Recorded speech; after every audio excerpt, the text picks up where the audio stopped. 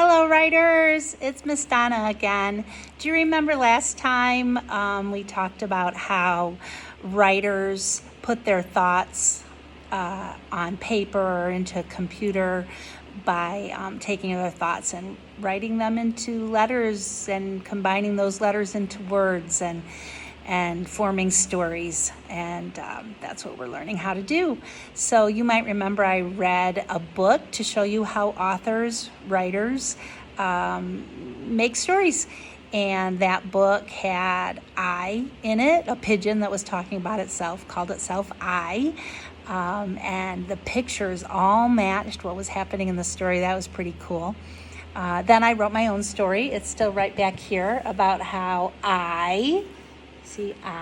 oh, you can't see it. Oops, let me move this a little bit. There we go. How I went to school to teach kids how to be writers. Remember when we did that together? So today we're going to think more about being writers. I'm really looking forward to getting a piece of writing from you. If I haven't gotten it yet, have mom or dad take a picture of that piece of writing you tried to do for me. We're still just in the very beginning stages of learning about being writers. So writing and reading are just connected in a way they can't be separated. So you will almost always, or maybe always, have me start a writing lesson with something, at least part of a book. Books contain words. That's what writing is. So this one has words on the front called Don't Let the Pigeon Stay Up Late. The letters are combined to make the words. Did you know letters each have a sound? Maybe some of you know that. If not, you're going to learn it. We might even go over some of those letter sounds today. The author, the person who thought of this story, is Mo Willems. And he actually did the illustrations too. The illustrations are the pictures. So here's our pigeon friend from Don't Let the Pigeon Drive the Bus. This time it's Don't Let the Pigeon Stay Up Late.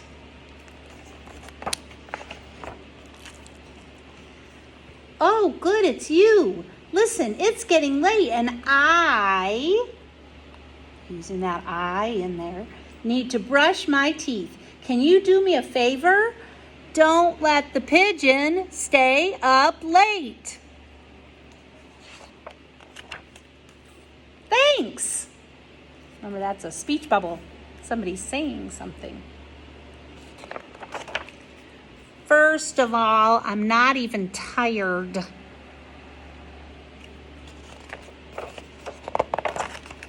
In fact, I'm in the mood for a hot dog party. What do you say? Say no.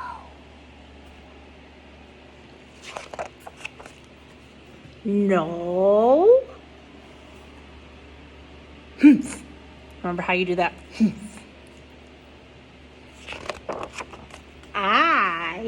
There's I that you're working on writing. There's a good show about birds on TV tonight. Should be very educational. How about 5 more minutes? Come on. What's 5 minutes in the grand scheme of things?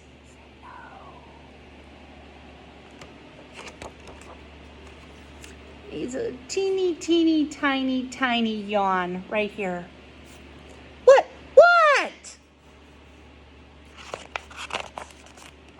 Oh, remember how when the writer writes the words really big, it means that somebody's yelling. But I won't really yell. I'll pretend yell. I'm not tired. You know, we never get to talk anymore. Tell me about your day. Tell him no. Okay, I've got a great idea. We could count the stars. Say no. Can I have a glass of water? There's I right there.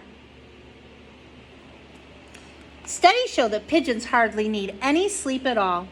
It's the middle of the day in China. I'll go to bed early tomorrow night instead. Hey, ho, ho, this here pigeon just won't go. I like that part a lot. Please. My bunny wants to stay up late too. You can't say no to a bunny, can you? Say no.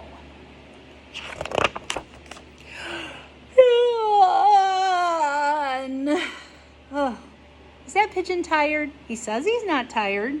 How do you know he's tired? Right, because he's yawning. Yeah. Okay, that was not a yawn. Say yes, it was. I was stretching. I'm 110% awake. You haven't heard the last of me.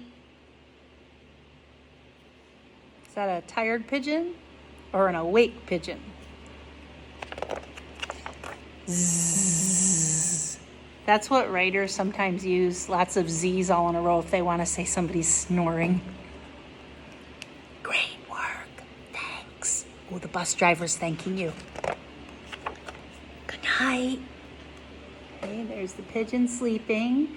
What's the pigeon dreaming about? Oh, making me hungry. Dreaming about a hot dog party. Oh, I want a hot dog. Before I move on to writing something, I want to go over letter sounds with you really quickly. I've got cards with an uppercase and a lowercase letter. A lot of kiddos, like you, come into kindergarten knowing a lot of uppercase letters and even being able to write a lot of them or all of them. Maybe some of you, sure. Lowercase, though, sometimes is a little trickier. They don't have as much time to teach that in preschool for a lot of really good reasons. But I want to go over, and we're going to say a, like apple. Say it with me. A, like apple. So the upper and the lowercase, they're both A's. Uppercase A, lowercase a, they both make the sound a. B, those are both B's. Uppercase B, lowercase b, like ball. B, ball. Now try not to go ba. It's short. B. C, uppercase and lowercase. Here's uppercase, here's lowercase. K, like cat. Don't go ka. D, like dog. Don't say da. D. E, uppercase and lowercase. Like elephant. F, don't say fa. Like fish. Here's the uppercase F and the lowercase f. G, g, like goat. Don't say ga. H, like hat. Don't say ha. I makes more than one sound. Here they actually have a picture of an ice cream. I wish they had a picture of an igloo, because we're working on I for an I story says I, but a lot of times I says I. So we have to kind of remember both of them. I wish there was an igloo here too. There are more letters like that too. I, but for an I, when you're writing about yourself, it does say I. J, J. K, k, like keys. Don't say ka. K. L, don't say la. O, like lemon. Uppercase, lowercase. M, don't say ma. M. Here's your uppercase and lowercase like magnet. N, don't say na. N for nail. O, ah. P, don't say pa. Q. There's some controversy about this one. K, k, k, or qu, qu, qu. People say both of them. I'm not sure what your parents or preschool teachers taught you. We'll just go with both. R. Don't say ra. Like ring. Ring. Uppercase, lowercase. S. S, s, s. Don't say s. I know it's fun to do that, but don't do that. Just s, s, s. T. T, t, t. Not ta. Not ta. T, t, t. Here's your uppercase and your lowercase. U. Here's uppercase and lowercase. V. It's fun to go v, but keep it short. V, v, v, like violin. W. Don't say wah. W, w, w, like watermelon. X. X, x, x, like xylophone, but not really. That's a hard one. Y. Yeah. Yeah. Yeah. Try and keep it really short. Don't go yeah. Yeah. Like yo-yo or even yogurt. Some of my favorite stuff. Z. So hard to do without making a big long Z sound. It's short. Z. Z. Z. Not z. But that is fun. I understand. Z. Z. Z. So I wanted to go over those letters and sounds because as we become more and more able to write letters that match up with sounds for words that make stories, you're going to need to know what those letters and sounds are, how the letters match up to the sounds that they make. Today, we are continuing to write and be writers, writing stories. Let's start with the word I. And maybe even you could label yourself with that me if you know me, why not? Remember what we talked about for stories? They don't just say like I like my mom, although I like my mom, or I have a bunny, although I did have a bunny. They actually tell something that happened. So if I wanted to let the world know that I had a bunny, I should tell something that happened with that bunny. So actually I was thinking, think. That's the first thing that you do as a writer. And I was thinking about the bunny that I had a long time ago. And I thought about a gerbil that I had a long time ago. And I thought about my dog that I have right now. So I did a lot of thinking. And I actually did decide to write about the bunny. But I'm not just going to write about that I had a bunny, because that doesn't tell anything that happened with that bunny. I want to tell something that happened. So on the very next page in your draft book, let me see if mine is still here. Oopsie, I'm coming right back. Here it is. You should turn one more page from yesterday's writing. You're going to need that line again, right, in a little while. Right now, you'll watch me do it on this giant one right here. And I'm going to turn this a little bit so that you can see it better, even if you can only see a little bit of me. So, 8/27, trying to put the date so that I'll know when you wrote something so I can tell what you're able to do as you learn more and grow and become an even better and better writer. So there's my line. I made it super thick so you could see it better. Okay, my picture plan goes above the line. This is where I make my picture.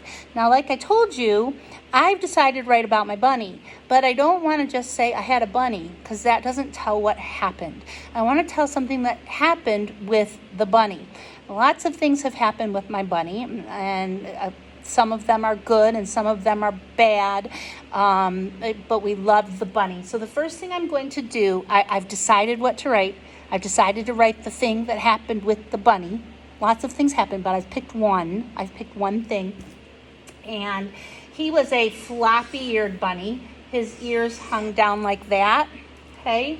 And he had a cute little nose and little pink eyes and big old whiskers and big old bunny teeth. And he was fluffy, with a fluffy tail and a little nose like this, kind of like that. That kind of does look like how my bunny looked. And here was me. Now, I had shorter hair at that time, but I really did have a story to tell about that bunny. That was me. I'm going to label myself Emmy Me. I did have shorter hair. And here's, look at the look on my face. Do I look happy, surprised, worried, right? Yeah, it was kind of an oh no story. Because I had this couch. It didn't really look all the way like that, but it kind of looked like that. And the bunny chewed a big hole in my couch. So that's my story. There's me, the bunny, and the big hole in the couch. I'm not just going to write I had a bunny, because that's not as interesting as telling what happened with the bunny. I had a bunny who, look at my eye for an eye story. I had a bunny who ate a big hole in my Remember we said that C makes a k sound? This is the word bunny. B makes the b sound. I had a bunny who ate a, can we see all of that? It's kind of hard to fit this in there. I'm sorry. I had a bunny who ate a big hole in my couch. I was mad. So I will draw some like little bit of a mad eyebrows on my picture there so I look mad. But don't worry, I mean, I didn't get that mad at the bunny. I didn't hurt the bunny or anything. No. But I was mad because the couch was destroyed. Bad little bunny. A really cute little bunny, though. So readers and writers combine skills. They read and they write. So I wrote this. Now I better read it so that I make sure that it says what I want it to say. Look how I use my reading and writing finger to touch what I tried to write. I had a bunny who ate a big hole in, in, my couch. I was mad. So I've used I twice in there. Remember how we're all trying to write I stories. I for an I story. When you write about yourself, you use this nice big uppercase I. So remember what you do as a writer. Okay, you think. You think about something that happened and you pick one thing that happened. Like my bunny did lots of other things, lots of good things and some more naughty things. I just picked one thing that happened and then I wrote about it. And I made sure that I have a picture plan that matches the story. The story is about a bunny and a hole in a couch. Well, there's the bunny and there's the hole in the couch in my picture plan. Okay, did I do my most important thing, which was to try and use my I for an I story? I sure did. I would love it if you would circle it when you use it too. Okay, so I'm really looking forward to seeing your stories. When you get something written and done, you can try to read it to your parent or your big brother or sister so that somebody could kind of scribe it at the bottom for me a little bit to get a picture taken of it. It would help me out a lot if you would put your name on there. My name's Donna. Kids call me Miss Donna. Just in case things get mumble jumbled, I want to make sure I know whose writing I'm looking at. Okay, so thank you very much. I for an I story, that's your most important thing. Write more than just I though, okay? All right, I can't wait to see your writing. Have a great night. Bye.